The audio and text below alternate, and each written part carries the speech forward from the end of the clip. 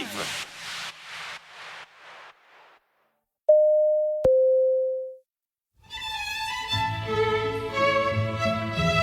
김용민 라이브 애청자 여러분 안녕하세요. 지금부터 뉴스 듣기 평가를 시작하겠습니다. 김용민 라이브에서 방송된 내용 중에서 한 장면을 듣고 뻐꾹뻐꾹 안에 들어갈 내용을 맞춰보세요. 문제가 생각보다 빨리 지나갈 수 있으니 잘 듣고 정답을 보내주세요. 그럼 문제 나갑니다. 오늘 창틈으로 기자들을 불러가지고 창틈 기자회견을 했어요.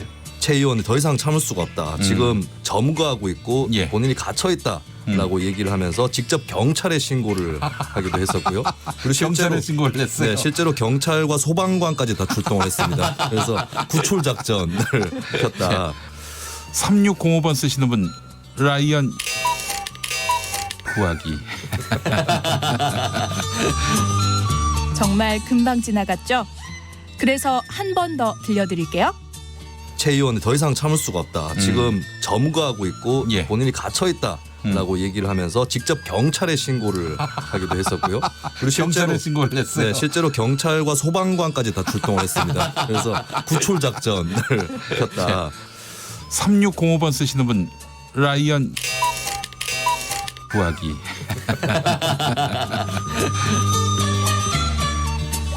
오늘 퀴즈는 미세 뉴스 보세 어제 순서에서 준비해봤습니다. 오신환 바른미래당 의원의 사개특위 위원 사보임에 반발한 자유한국당 의원들이 최씨성을 가진 국회의원 사무실을 점거했다는 소식 전해드렸는데요. 의원실에 감금된 이 최 의원은 창문 밖으로 얼굴을 내밀러서 기자들과 창틈 기자회견을 열기도 했습니다. 최 의원의 신고로 경찰과 소방관이 출동했고 결국 6시간 만에 의원실을 탈출할 수 있었는데요. 이 소식을 전해들은 한 청취자분이 라이언 땡땡 구하기라는 문자 메시지를 보내기도 했습니다. 자, 오늘의 퀴즈 여기서 땡땡에 들어갈 말은 무엇일까요? 최씨성을 가진 이 국회의원 이름 두자를 말씀해 주시면 됩니다. 최씨성을 가졌으면서 본인 의원실에 감금당했다가 6시간 만에 탈출한 바른미래당 의원 이름. 네, 라이언 일병 구하기가 아닌 라이언 땡땡 구하기. 네, 이 사람 이름 맞춰주시기 바라겠습니다. 정답은 두 글자입니다. 이름입니다. 성 빼고 이름.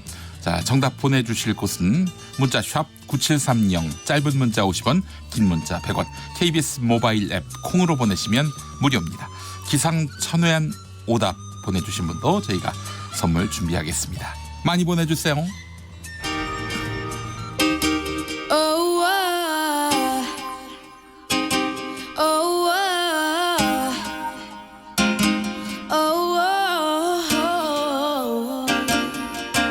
You know you love me, I know you care.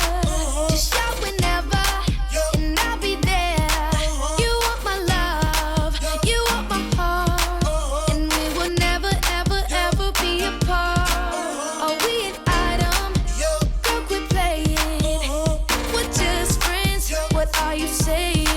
Said there's another look right in my eyes. My first love broke my heart for the first time, and I was like, baby.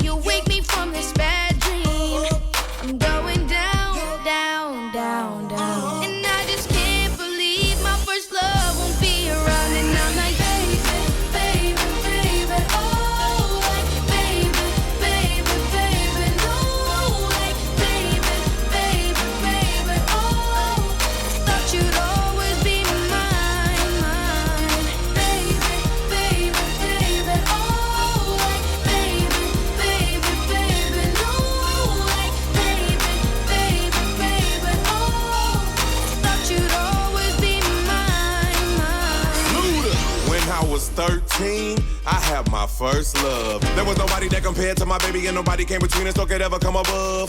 She had me going crazy. Oh, I was starstruck. She woke me up daily. Don't need no Starbucks. She made my heart pound and skip a beat when I see her in the street and at school on the playground. But I really wanna see her on the weekend. She knows she got me dazing, cause she was so amazing. And now my heart is breaking, but I just keep on saying, Baby, baby, oh, like baby, baby, baby, no, like baby, baby, baby, oh, thought you'd always be mine, mine, baby, baby, baby, oh, like baby, baby, baby, no, like baby, baby, baby, oh, thought you'd always be mine, mine, yeah, yeah, yeah, I'm all gone, yeah, yeah, yeah, now I'm all gone, yeah, yeah, yeah, now I'm all gone, gone, gone, I'm gone. 6시 5분부터 합류하신 분들 많이 계시죠? 여기는 들으면 들을수록 똑똑해지는 라디오 김용민 라이브입니다. 저스틴 비버의 배 2배 들으셨습니다. 평일 오후 5시 5분에 시작해서 7시까지 여러분과 함께 달리고 있습니다. 팟캐스트에 매일 방송 파일이 올라가고 있죠. 놓친 방송, 다시 듣고 싶은 방송 팟캐스트에서 즐겨주시기 바랍니다. 특별히 김용민 라이브 생방송 현장을 영상으로 보실 수 있다는 점, 이 점도 알려드립니다. 유튜브 KBS 1라디오 계정, 김용민 TV 계정으로 즐겨주시기 바라겠습니다.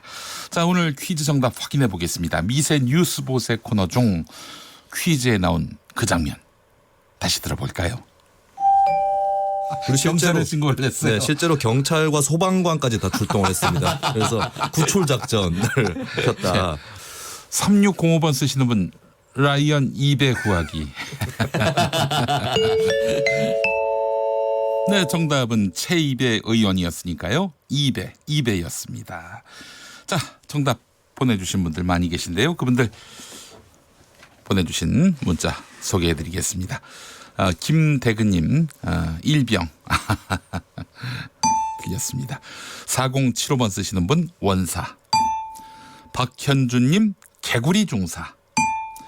4910번 쓰시는 분 라이언이 진급해서 병장이 됐어요. 병장. 자, 5365번 쓰시는 분 라이언 2배 구하기. 네. 영화 같은 감동적인 결말 기대합니다 라고 해주셨어요. 자, 그리고 이경미님 원쉽 1배. 자, 그리고 김영묵님 이룡이가 왜 나옵니까? 자, 6262번 쓰시는 분 라이언킹 이승엽. 자, 그리고 전용훈님 2배. 뉴스를 정독하는데 요즘처럼 뉴스 보기 싫었던 적이 없었어요 라고 하셨습니다. 마치셨고요. 3893번님 라이언 최입의 일병 구하기. 전쟁 시대도 아닌데 한심합니다 라고 하셨어요. 마치셨고, 김선미님 완배. 2배가 아니라 완배. 틀렸습니다. 자, 나머지 분들 축하드리겠습니다. 오늘 정답 보내주신 분들 중에 추첨을 통해서 모바일 커피 쿠폰 보내드리겠습니다. 당첨자 확인은 김용민 라이브 홈페이지에서 해주시기 바라겠습니다. 자, 6시 14분 지나고 있네요. 라디오 정보센터 연결하겠습니다. 조진주 씨가 오늘 준비하고 계세요. 자유한국당을 뺀 여야 사당은 오늘 검경 수사권 조정을 위한 형사소송법 일부 개정 법률안을 발의했습니다.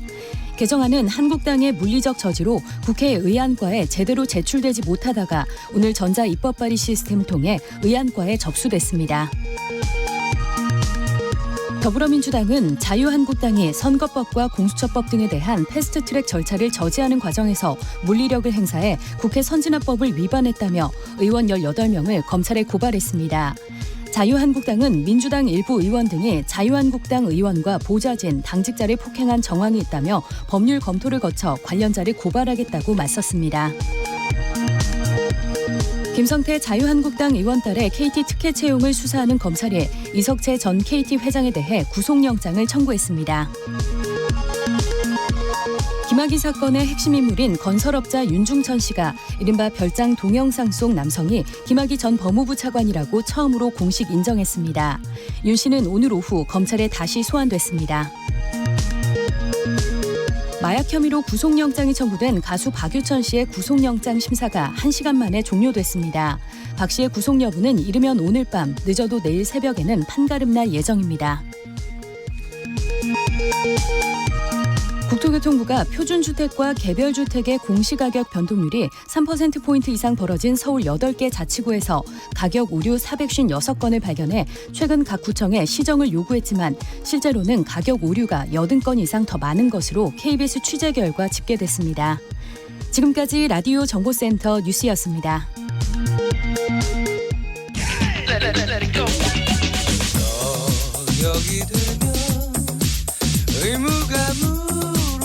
김용민 라이브를 듣고 계시죠?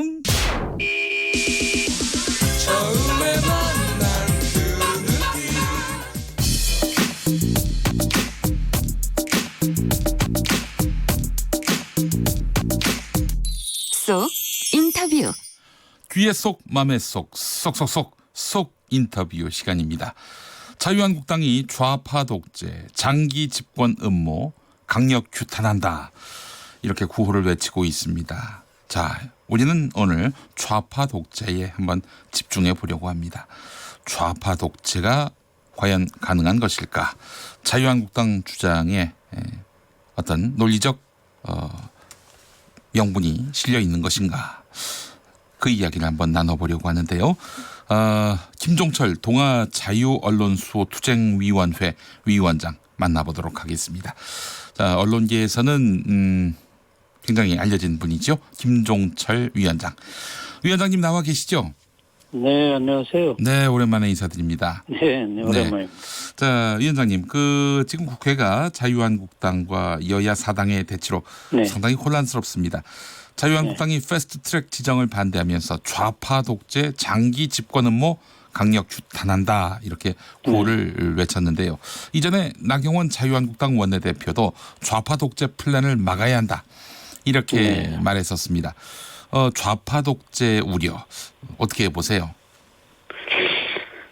잘 성립이 안 되는 얘기 같습니다. 어제부터 패스트 트랙 가지고 이제 자유한국당이 국회에서 실제로 자기들이 만들어 놓은 선진화법 이런 것도 어기고 그러는데 좌파 독재라는 거 이제 얼마 전부터 자유한국당 황교안 대표나 나경원 원내대표가 쓰기 시작했죠. 이거는 문재인 정부가 좌파라는 건데 우리나라 헌정 역사 70여 년에 좌파라는 말을 들으면서 정권을 유지할 수는 없었죠. 그러면 우리는 분단이나 이 남북 대립은 물론이고 아픈 역사가 있죠. 좌파라면 바로 흔한 말로 빨갱이가 됐다는 말인데 이것은 우리나라 역사를 잘 아는 주권자들을 좀 무시하는 발언인 것 같고요. 하여튼 좀 빨리 이성을 찾아서 이런 용어는 쓰지 말고 또 어제도 이제 패스트트랙 때문에 국회 밀고 들어가고 의원가를 쳐 들어가고 근데 정치의 본질과 수단은 대화와 토론이거든요. 더불어민주당이 다 잘했다는 건 아니지만 자유한국당이 제1야당으로서 대화와 토론의 길로 빨리 돌아갔으면 좋겠습니다. 자, 김종철 위원장께서는 독재가 어떤 의미로 정의되십니까? 독재라는 것은 집권자 특히 대통령이 자기 권력을 가지고 헌법이나 법률 같은 것도 무시하고 주권자들을 무시하는 그런 정치라면서 민주주의를 완전히 뒤엎는 거죠. 그런데 지금 뭐 이승만 독재, 박정희 유신 독재 이런 거는 우리가 다 이제 역사적으로 인정할 수 있잖아요. 독재라고? 네. 네. 근데 지금 문재인 정부를 독재 정권이라고 하는 거는 문제가 있는 것 같습니다. 물론 지금 지지율은 50% 이하로 떨어졌는데 네. 그렇게 문재인 정권이 뭐 독재를 할 의사나 네. 또 그렇게 마구 휘두를 수 있는 수단도 별로 가지고 있지 않은데 그런 용어는 좀 안 쓰는 게 좋겠습니다. 네. 우리 김종철 위원장께서 겪으셨던 독재는 뭐가 있었습니까? 저희가 독재를 겪었죠. 제가 초등학교 때 네. 초대 대통령 이승만 독재. 대표적인 건 박정희 유신 독재죠. 네. 1971년 72년에 이제 10월 유신이라는 걸 해가지고 종신 집권하기 위해서 뭐 헌법도 무시하고 예. 당시 대통령 특별선언 한마디로 국회도 해산해버리고 예. 광화문에 탱크 세우고 계엄령 내리고 네. 제가 그때 동아일보 다닐 때인데요. 기자로. 예, 예. 저 서울시청에 계엄 사령부에 가서 일일이 검열받고 그리고 결국은 제가 속해 있는 동아자유언론수호투쟁위원회 예. 1914년에 이제 자유언론 실천 선언하고 예. 그동안에 박정권의 언론 자유를 완전히 탄압했잖아요. 예, 예, 긴급조치 내려. 거기에 저항해서 이제 우리가 싸웠는데 예. 75년 3월 17일 날 동아일보, 동아방송, 기자, PD 네. 113명 폭력으로 추방하지 않았습니까? 그렇습니다. 그런 거야말로 적나라한 독재였죠. 아, 네. 어떻게 그렇게 강제 해직이 되시고 나서 어디 다른데 취업하시거나 그러지는 않으셨습니까? 한동안은 그때는 지금보다 이명박 박근혜 정권보다 심한 블랙리스트가 있었어요. 그래서 동학 투입 그 이명박 박근혜 113명도 정부 때도 블랙리스트가 있었다고 봐야 되는 거 아닙니까? 있었죠. 이명박 정권 때도 있었는데 네. 박정희 정권 말기에는 예. 저희를 75년 3월 17일 날 113명을 쫓아내고 아마 A, B, C, D 4등급으로 나눴던 것 같아요. 등급을 나눠서. 이 사람들을. 예, 예. A에 속한 사람들은 이동의 자유도 별로 없고 미행 감시당하고 여권 같은 건 받을 생각도 못했고요. 아, 그래요? 또 취업이 안 됐죠. 그래서 저희들이 번역실을 차려가지고 영어 번역하면서 가까스로 생활하고 그랬었죠. 아, 어디 언론사에 재취업한다든지 이런 일은 못하게 했군요. 언론사는 받아줄 때도 없고 버젓한 직장에서도 이제 신원조회 해보고 이 사람은 박정희하고 싸우다가 쫓겨난 사람이다 하면 겁이 나서 그랬는지 잘 받아주질 않았죠. 이게 진정한 독재다라고 말할 수 있겠네요. 그렇죠. 예. 자, 그 해직되시던 그 당시와 오늘 상황을 한번 비교해 본다면 한국 언론 환경 어떻습니까? 네. 자유한국당은 또 지금 KBS를 비롯한 공영방송이 문재인 정부에 의해서 장악당해서 편향적인 보도만 하고 있다. 이런 식으로 또 보고 있는데요. 박정희 정권 때하고는 상황이 다르죠. 네. 그때는 언론 매체 자체가 단순했죠. 신문 몇 개, 예. 또 KBS나 MBC, TBC. 근데 지금은 다양해졌을 뿐 아니라 예. 언론 자유를 그렇게 노골적으로 억압할 수도 없고 KBS, MBC만 해도 이제 말하자면 청와대 방송이 돼 있었잖아요. 박근혜 정권 때, 네. 이명박 정권 때도 그런 요소가 있었는데, 그래 MBC에서도 많이 탄압받고 또 쫓겨나고 이랬는데 2016년에 촛불 혁명 때 네네. 정상화를 위해서 많이 싸웠죠. 네. 언론 노조도 그랬고 그쪽 두 회사 노조 치열하게 싸워서 결국 다 돌아가서 정상화되지 않았습니까? 예. 그거를 자유한국당이 지금 편파 방송이라고 하는 건 좀 옳지 않은 것 같고요. 저도 요새 두 방송 보면 예. 또 뭐 자유한국당이 잘못한 건 잘못하고 이 문재인 정부가 잘못한 거에 대해서도 그 비판이 아주 많지는 않지만 뭐 뉴스나 네. 논평으로 비판적인 게 나오니까 예. 옛날 상황하고는 뭐 완전히 달라졌다고 봐야 되겠죠. 네, 알겠습니다. 지난 3월에 열린 동아 투이 결성 44주년 기념식에서 네. 김재호 동아일보 사장의 사퇴를 촉구하셨는데 어떻게 44년이 지났는데 동아일보 측에서 동아 투이의 어떤 그 투쟁 역사라든지 투쟁의 어떤 그런 진정성 같은 것들을 인정하는 차원에서 과거와의 뭐 화해 이런 것들이 없었습니까? 동아일보에서? 전혀 없고요. 네. 그때 이제 1988년인가요? 네네. 2008년에 예. 진실과 화해위원회라고 있었죠. 네네. 정부기구로. 예. 거기서 이제 조사해가지고 박정희 정권과 동아일보사가 야합해서 네. 113명을 해직했다라는 이런 판단이 나왔거든요. 예예. 동아일보사가 그거를 또 걸어가지고 행정소송을 해가지고 네.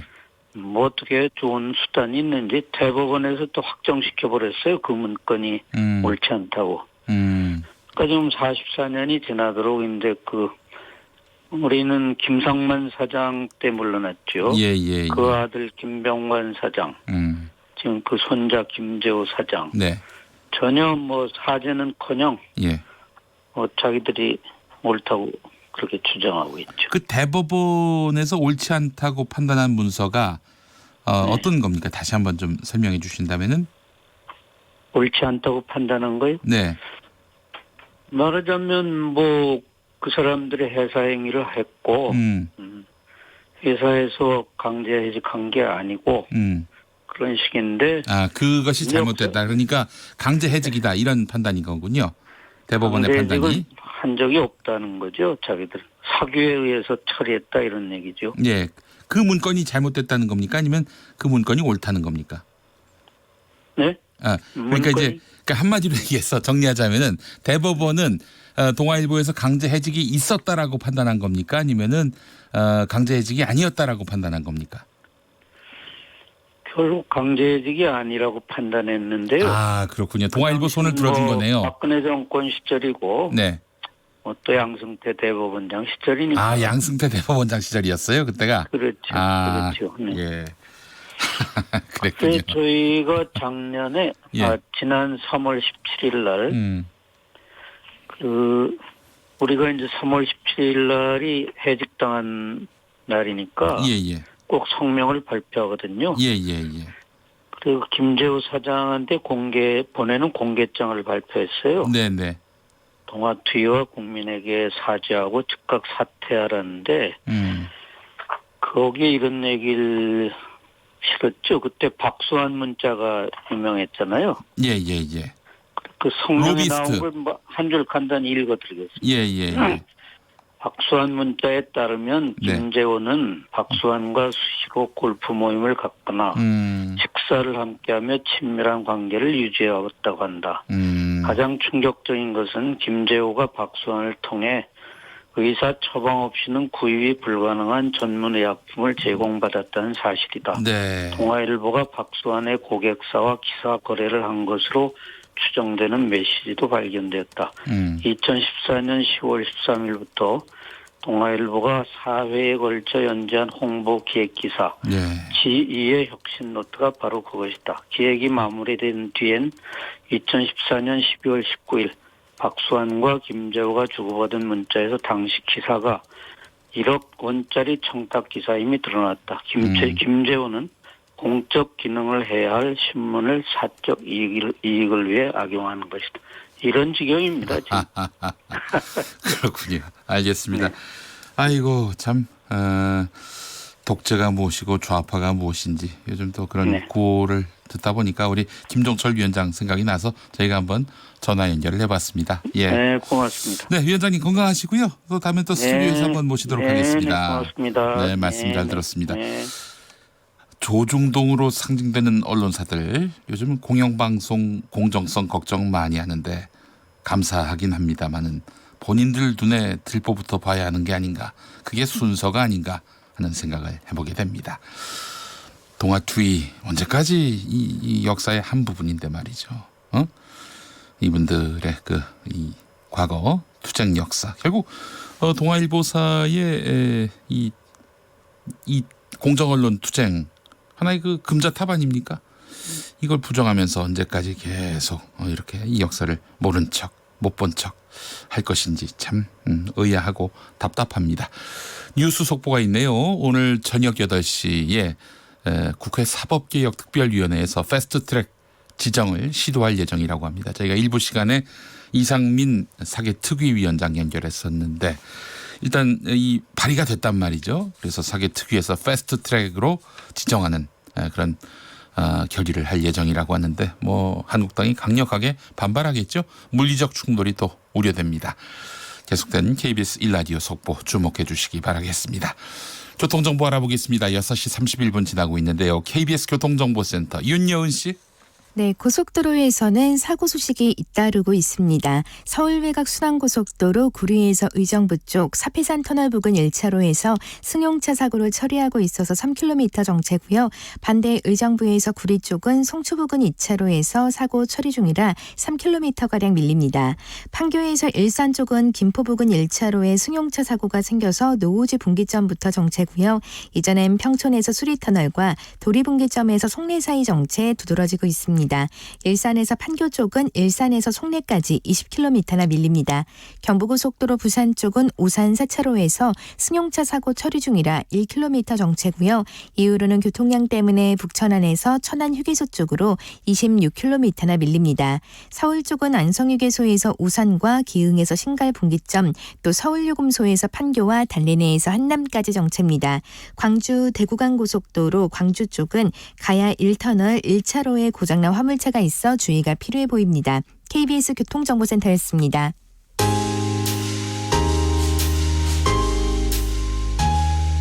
당신의 퇴근길, 야근길, 장보는 길, 학교길, 귀갓길, 정처 없이 걷는 길. 그 모든 길에 함께합니다. 똑똑해지는 시사라디오 김용민 라이브.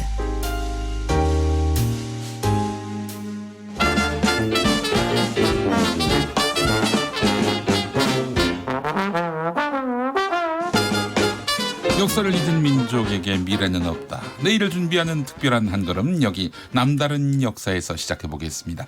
역사저술가 이명태 선생님 변함없이 금요일에 남자로서 오늘 함께하고 계십니다. 어서 오십시오. 예, 안녕하세요. 오늘이 4월의 마지막 금요일입니다. 예, 그렇습니다. 내일은 또 4.27 판문점 선언 1주년 되는 날이고 예. 또 그래서 민간에서 강화에서 고성까지 예. 인간띠를 잇는 그런 캠페인도 벌어질 예정이고요. 예. 예.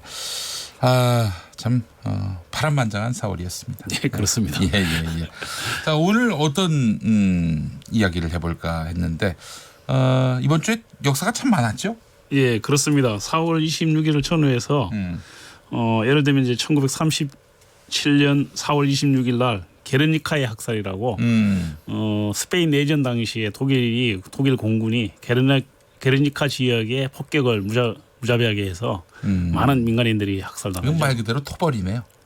그야말로 그냥 일방적인 학살이죠. 그렇죠. 뭐 죄가 있는지 없는지 뭐 처벌 수위를 크게 할 것인지 작게 할 것인지 그 가리지 않고 그냥 그렇죠. 무작정 죽이는 네, 거 아닙니까? 폭격을 한 거니까. 그게 토벌이죠. 그게. 네. 예. 그래서 그렇게 해서 탄생한 것이 이제 피카소의 게르니카의 학살이라는.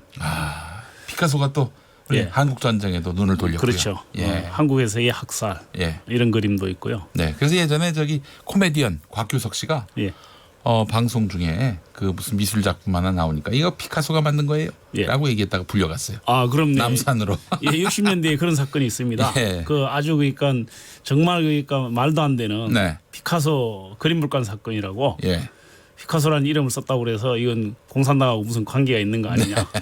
뭐 이런 사건도 나온 적이 있습니다. 곽규석 씨는 그 피카소가 예. 공산당원이었는지도 몰랐어요. 아, 전혀. 일반인들은 잘 몰랐죠, 사실. 예. 그래서 아주 혼쭐이 났다. 뭐 이런 얘기도 있었고요. 예. 그리고 이제 그런 사건이 있었고 또 1923년 4월 25일에는 형평사라는 게 설립됩니다. 형평사. 예, 형평사라는 것은 뭐냐면은 당시까지만 해도 백정 그러니까 고기를 다루는 사람들 뭐 소를 잡든지 아니면 뭐 돼지를 잡든지 이렇게 살아있는 생물을 그러니까 죽이는 행위를 하는 사람들을 백정이라고 그랬는데 예, 이 예, 백정에 대해서 아주 차별 대우가 심했어요. 이 사람들이 우리도 똑같은 인간 대우를 해달라 이런 취지에서 이제 인권 운동을 다시 시작한 겁니다. 예, 예. 그래서 이 형평사는 한국 근대사에서 굉장히 중요한 사건이죠. 한국 근대사에서 새로운 그러니까 인권 의식이 싹 트는 뭐 이런 그러니까 시발점 또 한편으로 보면 그 자체가 독립운동과도 연관됩니다. 형평사 활동을 통해서 많은 사람들이 독립운동가로 성장하는 그런 과정이 있었던 거죠. 네. 그리고 이제 그 밖에도 잘 아시겠지만 1932년 4월 29일 날 윤봉길 의사의 의거가 있었습니다. 그렇습니다. 예. 예, 예. 이것 때문에 예. 중국인들이 조선인을 다시 봤다. 그렇죠. 이런 얘기가 많아요. 그럼요. 그때 사실 중국은 굉장히 일본한테 그러니까 만주에서 당하고 나서 네. 상해를 침공을 했는데 네. 그 막으려고 30만 명을 동원했는데 못 막았어요. 연전연패를 했죠. 예, 못 막았는데 윤봉길 의사가 예. 그 정말 통쾌한 복수를 해준 거죠. 예, 그래서 아주 뭐 임시정부가 그것 때문에 굉장히 중국에서 예. 이 뿌리를 내리는데 굉장히 큰 도움을 얻었다. 그렇죠. 윤봉길 의사는 참 순국의 길을 예. 걸을 수밖에 없었지만요. 예. 또 무슨 일이 있었습니까? 예, 그리고 1545년에 이순신 장군이 탄생을 하셨습니다. 아, 그렇죠. 예. 충무공 탄신이 예, 예. 있었습니다. 이 예. 달력에도 지금 사실 나와 있는데 일반인들은 뭐 잘 그냥 넘어가는데 네네. 굉장히 중요한 사실 역사적인 날이기도 하죠. 그렇습니다. 예. 예. 그리고 이제 1980년 4월 21일 날은 사북 사태라고 그래서 사북 사태. 예, 사북의 동원 탄자를 비롯해서 네네. 그때 이제 그 탄광들이 그때까지만 해도 많았는데 음. 이곳에 있던 노동자들이 네. 1980년 민주화의 봄을 맞아서 그 전에 그 억눌렸던 노동권에 대한 요구 이런 것들을 네. 하면서 파업을 벌였던. 네. 그래서 이제 그게 상당히 과격한 형태로 이제 발전을 하게 되죠. 그런데 네. 이분들이 나중에 5.17이 나고 나서 그러니까 전두환 신군부에서 굉장히 고초를 많이 겪습니다. 예. 예, 이런 사건들이 있었던. 자, 그러면 그래서. 뭐 이 중에서 하나 골라서 소개해 주시는 겁니까? 아니요, 이거 뭐 이런 사건들을 얘기를 하는 것도 의미가 있을 것 같은데 예. 또 뜻밖의 그러니까 새로운 인물을 오늘 얘기를 해볼까 합니다. 무함마드 알리라고. 권투 선수. 예, 그렇습니다. 예. 20세기의 가장 뛰어난 운동 선수 중에 한 명. 예. 펠레와 더불어 항상 이렇게 순위를 1, 2위를 다투는 뭐 그런 선수지요. 그렇습니다. 이 무함마드 알리가 징집 거부를 했습니다. 징집 거부. 예, 그러니까 이 당시 이제 1967년 당시 미국이 예. 베트남 전쟁을 한창 벌이고 있던 그런 상황이었고 그래서 베트남 전쟁에 동원할 군대가 부족하니까 젊은이들은 이제 강제 징집을 하게 됩니다. 예. 그런데 이제 무함마드 알리가 나는 내가 그러니까 잘 알지도 못하는 베트남에 가서 베트콩과 싸울 이유가 뭐 있느냐? 잘 알지도 못하는 사람들에게 예, 그들이 적대시해서 예, 총부리를 들이대고 싸울 이유가 없다. 네. 이렇게 징집 거부를 해서 그게 4월에 있었던 예, 일입니까? 4월 27일 날 네. 있었습니다. 1967년. 67년. 예. 그래서 이 무함마드 알리 얘기를 좀 해볼까 합니다. 계속 선수하려고 말하자면은 그 반칙을 쓴 거 아니냐? 예. 한국 사회에서는 또 그렇게도 인식할 수가 있어요. 왜냐하면 여긴 또 모두 다 군대에 가야 되니까. 뭐 그렇다고 볼 수는 제가 보기에는 없습니다. 없습니까? 예, 조금만 상식 있는 사람이라면 생각할 예. 수 있죠. 알리가 꼼수를 쓴 게 아니라 꼼수를 쓴 게 아니라. 그러니까 가서 군대 가기 싫어가지고 네. 이거하고는 전혀 다른 겁니다. 미국이 징병제도 아니니까요. 아니 징병제도인데 그랬어요? 예, 그때는 이제 강제 징집을 오, 해서 반드시 그때는 가야 되는 그랬군요. 겁니다. 예, 동원령을 예. 내리면 가야 되는 건데 네. 그 이유가 있으면 타당하면 거부할 수 있는 거죠. 네네. 그러니까 예를 들면 종교적인 이유라든지 그렇지. 양심의 자유라든지 이런 부분들은 그 인정이 되는 겁니다. 사실 알리도 양심에 그 따라서 나 저 집중할 수 없다 이런 입장 아닙니까? 그렇죠. 이제 그게 나중에 인정을 받지만 네. 그 전에는 굉장히 많은 고초를 겪죠. 어떤 고초를 당했습니까? 알리가 원래 이제 1960년 올림픽에 나가서 네. 금메달을 땄습니다. 네네. 금메달을 땄고 그 이후에 프로로 전향을 해서 세계 챔피언이 되죠. 네네. 그리고 헤비급 챔피언을 하면서 정말 그 무적의 신화를 그러니까 보여주죠. 그리고 예. 인기가 엄청나게 올라갔습니다. 예예. 그런데 이 징집 거부를 하는 바람에 거의 4년 가까운 한 3년 7개월 정도를 운동 선수를 하지 못해요. 치명적이네요. 예. 그리고 헤비급 그 타이틀을 박탈당하죠. 어이구 타이틀까지. 예. 예. 아니 근데 왜 이렇게 알리는 그냥 갔다 오고 말지 굳이 이렇게 징집을 거부해가지고 뭐 양심이 안 된다고 하니까 그랬다 하더라도 그 선수 인생으로 보자면 후딱 갔다 오는 게 좋지 않을까 하는 생각도 들만도 할 텐데. 그렇죠. 뭐 그렇게 생각하면 알리가 군대 간다고 그래서 총 들고 그 정말 그 일선에서 싸우겠습니까? 그렇죠. 사실 그러니까 그 선전대 활동을 한다든지 가끔 언론에 나오기만 하고 이렇게 하면 충분히 그러니까 운동 경기를 보장해줄 수 있는 거니까. 일종의 어떤 상무팀 같이. 그렇죠. 예, 그렇게 할 수 있는 거고. 뭐 군복 입고 그냥 춤 잡는 모습 이거 하나 사진 그렇죠. 촬영하는 정도로. 그러니까 미국의 영웅이 되고 그러면 훨씬 더 좋은 조건일 수 있는데 알리가 이제 그걸 거부하게 되는 것은 역사적 과정이 있죠. 알리가 원래는 이름도 그러니까 무하마드 알리 아닙니까? 이슬람교인 같은데요. 그렇죠. 이슬람이죠. 네. 원래 침례교 기독교였는데 개종을 한 겁니다. 아 기독교에서 그렇죠. 이슬람교로요. 그렇죠. 클레이라고 불렸는데 그 이름을 거부하고 무하마드 알리로 개종을 했습니다. 그런데 무하마드 알리는 잘 아시겠지만 무하마드는 이슬람을 사실 그 창시한 그렇죠. 우리가 뭐 우리나라에서는 마호메드라고 불렸는데 사실 무함마드라고 부르는 게 오히려 그러니까 정확한 발음 같은데 무함마드 거기서 따왔고 알리는 무함마드의 동지이기도 하고 또 한편으로는 그러니까 나중에 사위가 되는 딸이 한 명밖에 없었어요. 딸이 한 명밖에 없었는데 그 사위가 돼서 4대 칼리퍼가 되는 그 시아파의 사실은 교주입니다.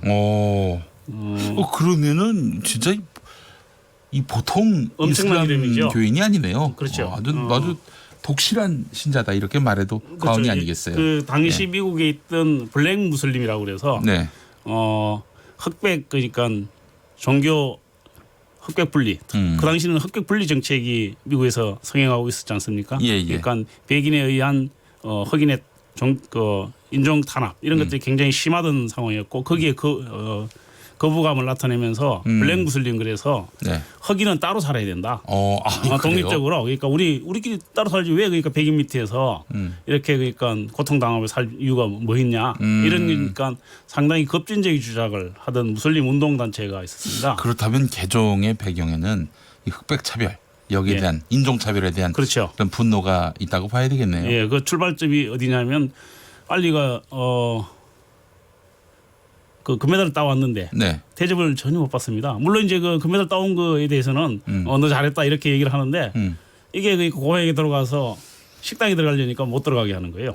백인들만 들어가는 식당. 내가 이만큼 나름대로 이름이 알려지고 나라를 위해서 기여했는데 이 대접이 여전히 일개 흑인으로 그렇죠. 그러니까 뭐 단정되고. 똑같은 흑인입니다. 아무리 그러니까 그 당시에 유명한 스포츠 스타들이 많았는데 그 스포츠 스타도 지금과 다릅니다. 지금은 그래도 그러니까 상당히 흑인 인권이 상당히 올라갔고 특히 이제 스포츠 영웅들 같은 경우는 엄청난 대접을 받지 않습니까? 아니 뭐 대통령도 됐는데요. 뭐 그럼요. 흑인이요. 사실 뭐 그때하고는 전혀 다른 상황인데 그래서 알리가 거기에 붕괴해서 금메달을 그 강물에 던져버려요. 아 그래요? 예. 던져버리고 그 전부터 있었던 그러니까 관계들이 이 무슬림 운동하고 관계가 조금씩 있었습니다. 그러니까 본격적으로 이제 그쪽에 영향을 받기 시작을 합니다. 성정이 굉장히 그 뭐랄까요 다혈질적이네요. 그렇죠. 알리를 아마 그러니까 아마 지금 세대들은 그 게임을 잘 못 봤을 텐데 인터넷에 들어가면 이제 게임을 하는 게 많이 나오고 알리 그러면 이 떠버리로 유명하지 않습니까? 그러니까 경기를 하기 전에 상대방 선수 기를 완전히 죽이나요. 그러니까 너는 내가 유해 안에 KO 시킬 것이다. 그리고 내 왼주먹 하나면 끝난다. 막 이런 식으로 계속 그 약을 올리죠. 심리전에서 예. 엄청 그 강한데 거기에다가 또 한편으로 허풍 뭐 그리고 자기 자신에 대한 자부심 이런 것들이 대단한 그 선수였죠. 아, 사실 실력이나 이런 걸 보면 뭐 그 정도 그 얘기할 수 있는 충분한 그 실력을 가지고 있는 선수죠. 만로까지 제압을 하니까 예. 그러니까 언론들이 굉장히 좋아했죠. 뭐 한마디 한마디가 다 뉴스거리가 됐으니까요. 그렇죠. 예. 자, 근데 무슬림으로서 징집 거부를 한다. 예. 이 뭐 연관성이 있습니까?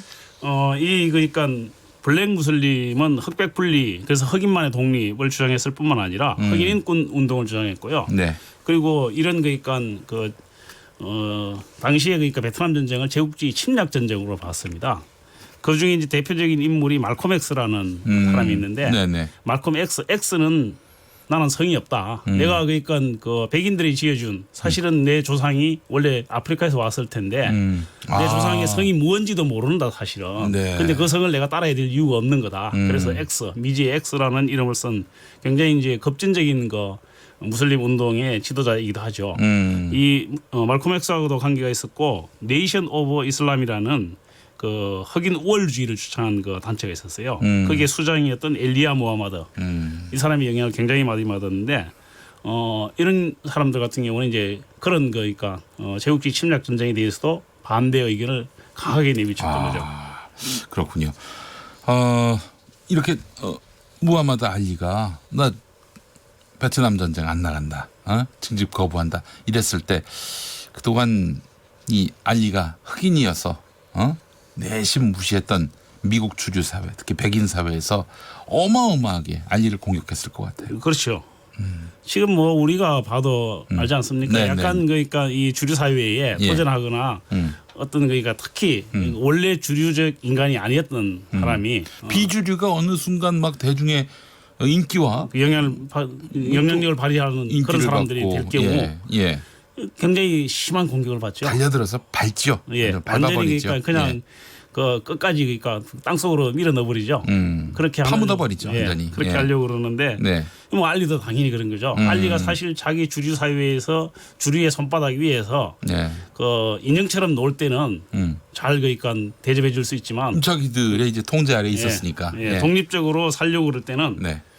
안 되는 거죠. 알리가 그렇게 얘기를 합니다. 예. 나는 당신들이 원하는 대로 살고 싶지 않다. 그렇게 사는 게 아니라 내가 원하는 대로 살 것이다.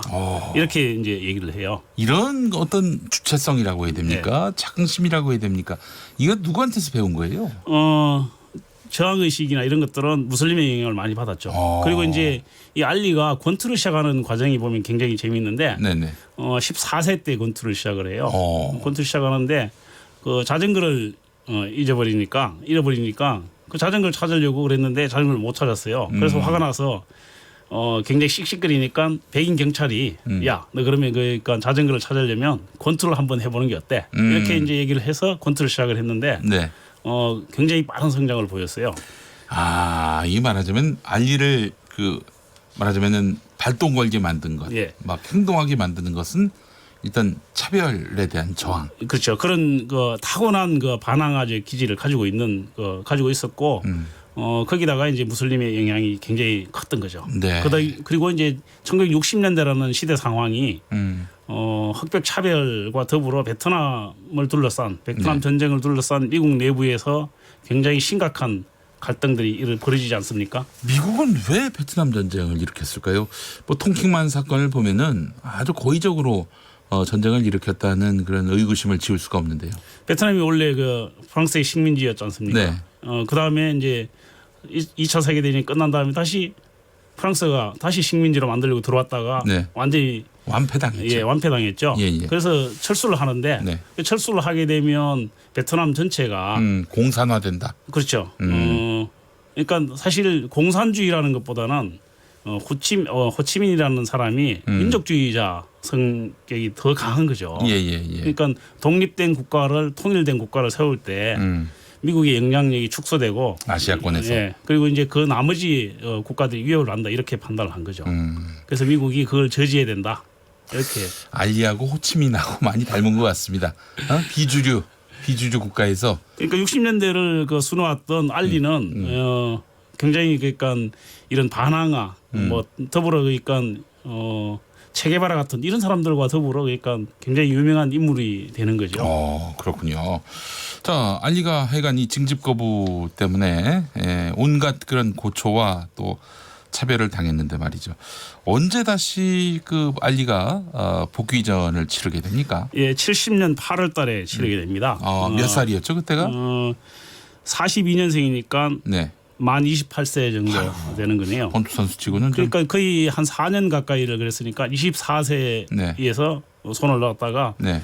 28세 거의 4년 넘으면 보통 선수들은 거의 뭐 끝나는 거죠. 더구나 28세면 권투 선수로서는 굉장히 나이든 그 상황 아닙니까? 예, 예. 근데 알리는 사실 이때부터 다시 더 그러니까 새로운 선수가 되는 거죠. 그래서 근데 이 알리가 성공적으로 복귀전을 치르는 것을 반대했을 것 같아요. 그렇죠. 반대했죠. 당연히 반대했고 백인들이. 예, 이게 완전히 이제 법원의 판결이 나기 전이었습니다. 그래서 타이틀 매치를 하지는 못하고요.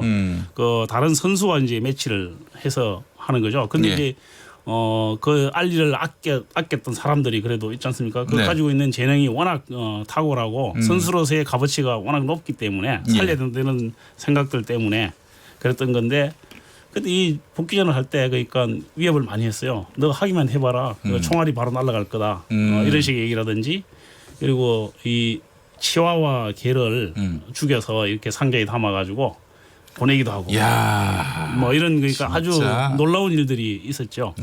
여기에 어떻게 알리가 굴했습니까? 굴하지 않았죠. 당연히 뭐 했고 그다음에 이제 복귀전에서 성공적인 복귀전을 치렀고 그다음에 이제 71년에 최종적으로 판결이 납니다. 대법원에서 이건 그러니까 무죄다. 아, 알리가 유죄였는데 1심과 2심에서는 유죄 선고를 받았는데 대법원에서 무죄 선고를 받는 거죠. 그래서 이제 그 징집 문제가 유죄를 받았으면 감옥에 가야 되는 겁니다. 징집 거부로 감옥에 가야 되는데 감옥에 가지 않고 선수로 다시 복귀할 수 있는 상황이 된 거죠. 네, 그래요.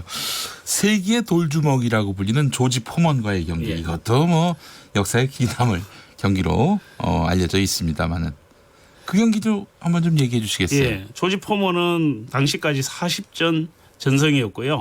37K 요성이라는 놀라운 정말 그러니까 가장 세 번만 판정승이고 나머지는 다 상대를 KO로 눕히고. 그리고 제가 기억하기로는 대체로 4회를 넘어서지 못했던 경기가 그 대부분 4회 안에 끝나는 그런 경기를 끝낸 놀라운 선수였죠. 40전을 하는 동안에 알리를 한 번도 만나지 않았습니까? 그렇죠. 이 선수는 늦게 시작을 했고 알리가 그렇게 묶여 있는 동안에 이제 그 나타난 선수니까. 그렇군요. 당시 이제 포먼은 24세였고 알리는 32세였습니다. 그러니까 나이 차이도 많이 나고 사실은 누구나 볼 때 알리가 이길 수 없을 거라고 봤어요. 근데 알리가 사실 그 특유의 심리전 너 그러니까 해봐라 난 한 방도 안 먹을 거다 안 맞을 거다 예를 들면 이런 심리전부터 시작해서 계속해서 이제 그 포먼이 가지고 있는 약점 이게 이제 맷집이 약하거든요. 맷집이 약하고 장기전에 약합니다. 그래서 초기에 공격을 퍼붓게 만들었는데 결국 거기에 스스로 지쳐서 나중에 이제 포먼이 지쳐서 다리가 풀렸군요. 예, 다리가 풀려서 팔에 KO 당합니다. 아, 그래요. 그 포먼이 알리가 이겼군요. 그렇죠. 40전까지 전승이었는데 40전에 이르러서야 알리에게 1패를 당하는. 아, 그래요. 무하마드 알리 진정한 세계 챔피언으로 불리면서 세계 무대를 주름 잡았는데 그런데 1978년에 무명의 복서한테 챔피언 벨트를 넘겨주죠. 예. 나이가 너무 많지 않습니까? 78년이면 이게? 만 36세인데 우리 나이로 37세고 그 애지간한 선수도 버티기 사실 힘들죠. 그때 그 전 세계 언론들이 굉장히 주목했을 것 같아요. 알리가 무명의 복서한테 졌다. 어떻게 KO로 진 겁니까? 아니면 판정승에서 진 겁니까? 아마 KO로 졌을 겁니다. 그래요. 와, 이런 일도 있었군요. 그 어떻게 그러고 이제 은퇴를 했습니까? 예, 그 다음에 은퇴를 선언을 하죠. 은퇴를 선언을 했는데 다시 그러니까 재밌는 것은 80년에 그러니까 주변에서 네. 워낙 그 이 상품 가치가 높으니까 사실 알리가 하면 뭐 완전히 매진에다가 네. 매스컴이 그렇지. 굉장히 그러니까 그 광고가 많이 붙으니까 야, 명예 회복해야지. 그렇게 해서 한번 그 하는 게 한 번 어때? 치고 무명의 복사한테 이렇게 치고 얘기를 그렇게 하는 그렇게 거죠. 은퇴를 한 게 어디 있어? 뭐 이렇게 부추겼겠죠. 예. 그렇게 했는데 결국 레리 홈즈한테 10회에 KO패를 당합니다. TKO패. 예. 아이고 이렇게 해서 그러면은 선수 생활을 마무리하는 겁니까? 그렇죠. 선수는 뭐 사실 끝났죠. 끝났고 이제 근데 이때 있었던 이 게임이 나중에 파킨슨병을 일으키는 뭐 요인이 되지 않았느냐 이런 얘기들은 이제 사람들이 합니다. 심적 충격으로. 예. 심리적 충격도 있고 뭐 이렇게 원래 권투 선수들이 뇌나 이런 데 그 영향을 많이 받지 않습니까? 예. 주목을 많이 맞으니까 예. 그랬던 것 같아요. 만약에 알리가 징집을 거부하지 않고 주류 사회의 요구대로 베트남 참전을 촉구하는 일을 했다면 어땠을까요? 아마 이제 펠레나 여전히 그러니까 제가 보기에는 알리는 스포츠 선수로서는 네. 20세기에 그러니까 유명한 선수가 됐을 것 같아요. 근데 우리가 기억하는 그 바나가 알리 그리고 스포츠 스타가 그러니까 단순히 매스컴이나 네. 주류 사회에 놀이가 아니라 스스로 자기가 인간임을 선언하는 그런 알리는 없었을 것 같아요. 네, 알겠습니다. 주류 사회의 요구대로 순순히 응하지 않는 바나가 알리의 일생 자체가 그야말로 드라마네요. 드라마. 그렇습니다. 예. 이응 비읍 이응 쓰시는 분 필명으로요. 알리의 기백이 부럽습니다. 그런 사람이었군요. 알리. 저도 오늘 많이 알았습니다. 알리를 알게 됐습니다. 예. 자, 남다른 역사 오늘 무하마드 알리 이야기를 함께 나눠봤습니다. 이명태 역사저술가 수고하셨습니다. 예. 고맙습니다. 김용민 라이브. 저는 내일 오후 5시 5분 토요 스페셜로 다시 오겠습니다. 좋은 저녁 보내십시오.